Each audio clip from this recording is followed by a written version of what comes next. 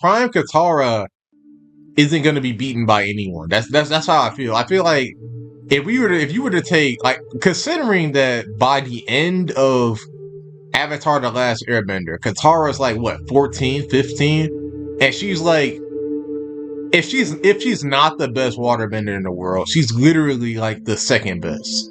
She's like first or second best. Like, the only person who we have any indication could probably match Katara by the end of ATLA is probably Paku. That's probably the only person close to her, right? So if we think about it like that, she's already the best in the world in ATLA, then by Korra, she'd probably be like twice as good, right? Because it would be her prime, right? So although I think the only thing that Ming Hua really has on Katara, she has two things. One, I think Ming Hua, she just basically has like a mobility advantage. Ming Hua's mobility is literally insane, right? So I think that she's faster and more mobile than Katara be, and I also think that her like killer instinct is there. Like Katara is like kind of soft. Like speaking in that way, like she's not gonna go straight for the kill, right? So I feel like if they were to fight, right? Realistically, I think that Katara would win 7 out of 10 matches and Meanwhile would win 3. And the only reason she would win either of those 3 is because Katara's softer. She's not immediately going to go for the kill. And 2, because her mobility is just insane. Like, I think in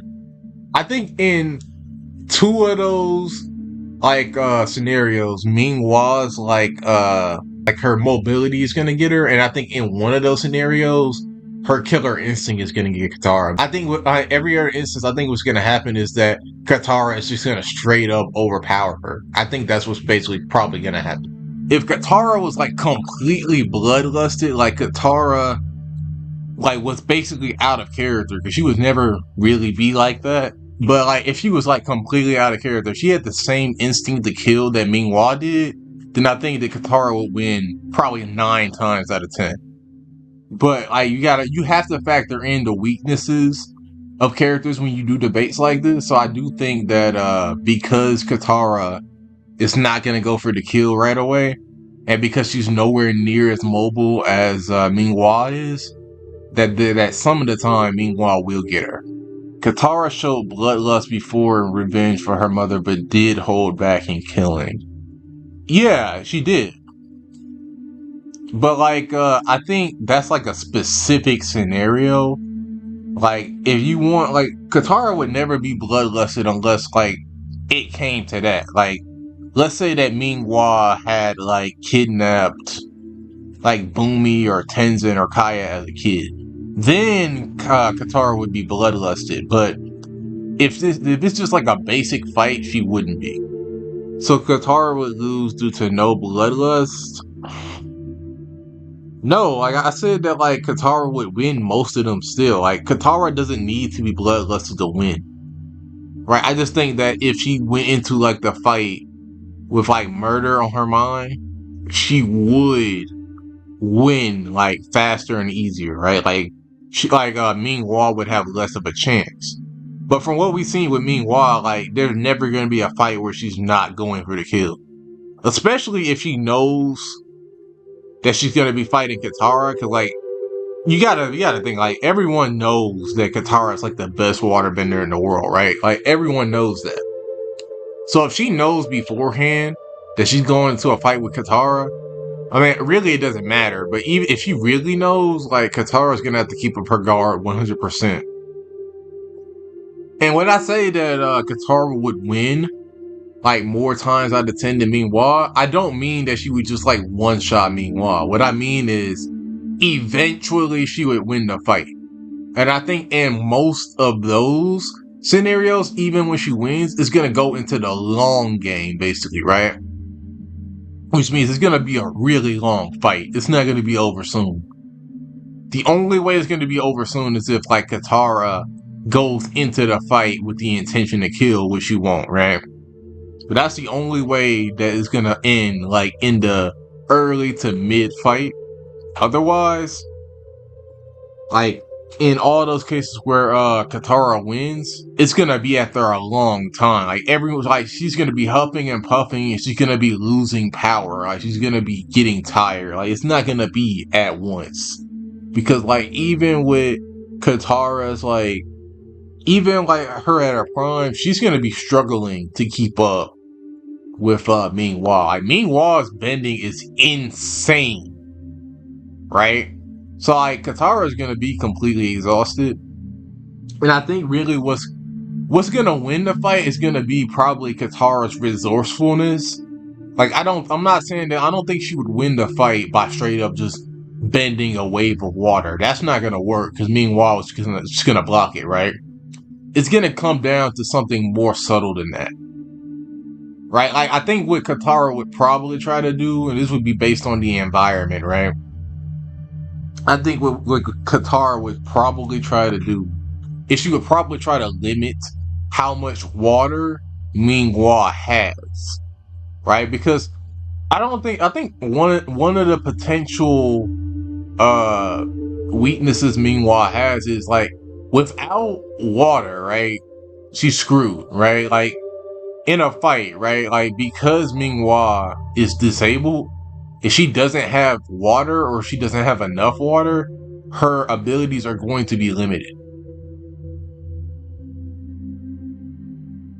Well, yeah, if I'm not counting bloodbending because that's like a one-hit win. Like if she starts bloodbending, it's done. I'm not counting that because like it's not fair to the fight. I feel because like theoretically, if Katara gets threatened enough at any point, she could just use bloodbending, right? Like if Ming Hua is trying to kill her and she can bloodbend, like if it's like during like a full moon, she's gonna do it. So I'm choosing like in my explanation not to use that because I feel like it's kind of like a cop out. Like obviously she could win that way. No, what I think would probably happen is Katara would slowly realize over the course of the fight that really what's keeping Ming Hua in there is just the fact that Ming Hua like is so resourceful and so crazy with the water, right? I feel like if you can limit how much water Ming Hua has, she's gonna be screwed, right? So like for instance, right? If Katara can if they're fighting during like by our river, that's gonna be a good fight. But like let's say they're fighting like an enclosed space, right? Where all the water they really have is what's on them. So Ming Hua is starting off with like the full water arms and Katara is starting off with a full pouch, right?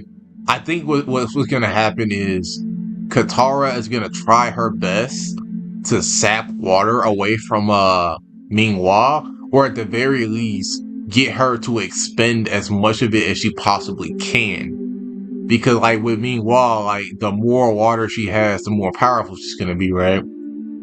But I think with Katara does not need that much water to stop you. Katara is so resourceful, and I think that's the biggest difference. That's the biggest reason why Katara's gonna win a fight with Ming Hua, is that Ming Hua is just not very resourceful. At least according to what I've seen and what I remember. Right? According to what I've seen and what I remember, Ming Hua is gonna need a whole lot of water to really be at her best. If she only has like a little bit of water, she's not gonna do that well. But like I said, Katara can win a fight with literally a tiny bit of water. She doesn't need much. And she's shown that. That's one of her biggest skills, is that like she knows how to get water out of the air. She knows how to get water out of her sweat. She knows how to get water out of plants. Like Katara can make the most of a little bit of water, and I think that's what's gonna beat Ming Hua.